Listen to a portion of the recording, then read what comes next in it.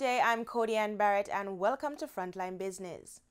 138 Student Living Jamaica Limited has formally asked the administration of the University of the West Indies to postpone the development of additional student housing until room demands exceed current capacity by at least 20%.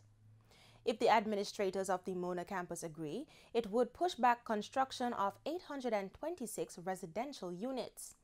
Hall fees rise as high as $51,000 single occupancy per month and just about $30,000 for double occupancy. Student Living has constructed some 1,800 rooms at the university since its startup in 2014. For the year ended September 2017, the company's revenue doubled to $573 million. In 2017, 138 Student Living made pre-tax profit of $20 million, reversing a pre-tax loss of $24 million the previous year. Chairman John Lee says the company would start paying dividends to holders of preference shares this year. Lasco Financial Services Limited has bundled its loan business into a new subsidiary called Lasco Microfinance Limited. Following its acquisition of Credit Scotia, a deal that served to triple its loan book to $1.8 billion, the reconstructing, which is ongoing and now sees the company referring to itself as LASF Group, effectively organizes the operations under two main business lines, money services and loans.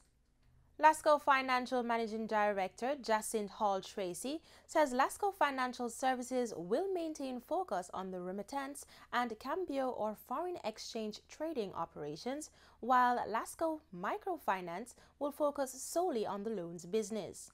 A second subsidiary, LFSL Barbados Limited, handles MoneyGram through Agent Courts Unicoma Limited.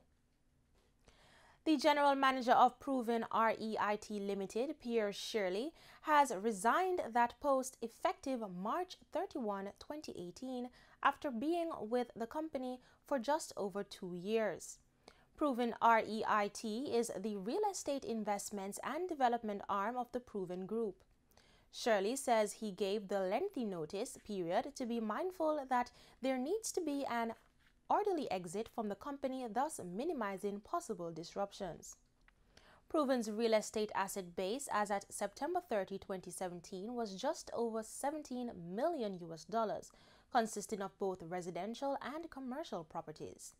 He says he is not worried about the continued operation of Proven REIT since the necessary talent is in place so that the company's business will be preserved.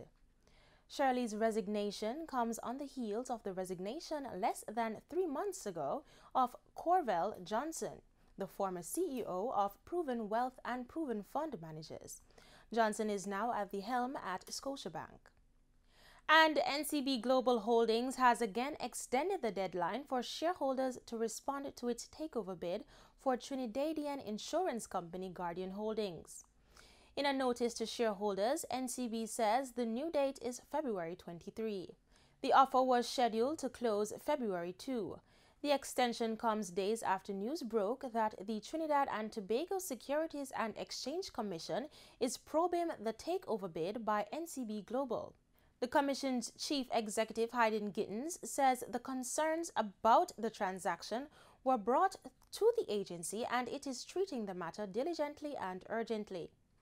NCB last month launched a takeover bid with the goal of acquiring 62% of Guardian. However, this attempt has been met with controversy in Trinidad and Tobago.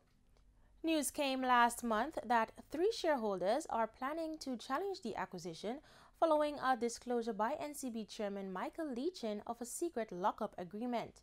The shareholders argue that the transaction failed to disclose the lockup agreement in a timely fashion and they are being offered much less for their shares than major shareholders. Meanwhile, NCB Financial Group has announced management changes. It says effective February 1, Brian Booth and Andrew Simpson have been confirmed as the head of the Retail Banking Division and head of the Corporate Banking Division of National Commercial Bank. They had been acting in their respective roles since last September. In Friday's trading session, the JSE Combined Index advanced by 684 points to close at 296,726. Overall market activity resulted from trading in 46 stocks, of which 22 advanced, 17 declined, and 7 traded firm. The Junior Market Index advanced by 39 points to close at 2,976. Among the winners were 1834 Investments, Access Financial, Berger Paints, Caribbean Cement, and Caribbean Producers. Stocks declined for AMG Packaging and Paper, Blue Power Group, Express Catering, Fosrich Company, and Grace Kennedy. Stocks traded firm for Cable and Wireless, Caribbean Cream, G West Corporation, JMMB Group, and Kingston Wharves. Cable and Wireless was the volume leader with over 1 million units, followed by JMMB Group with 794,325 units, and Wisynco Group with 677,923 units. On the foreign exchange market, the US dollar is being sold for an average $125.60. It's costing $102.12 for the Canadian dollar, while the pound sterling is being sold for $176 and the euro for $156.28. News in oil. U.S. West Texas Intermediate crude ended Friday's session down 35 cents at $65.45 a barrel. Brent futures, the global benchmark, fell $1.19 or 1.7% to settle at $68.46 a barrel. It traded as high as $70.02 earlier in the session. And that's it for Frontline Business. I'm Cody Ann Barrett. Regional stories are next after the break.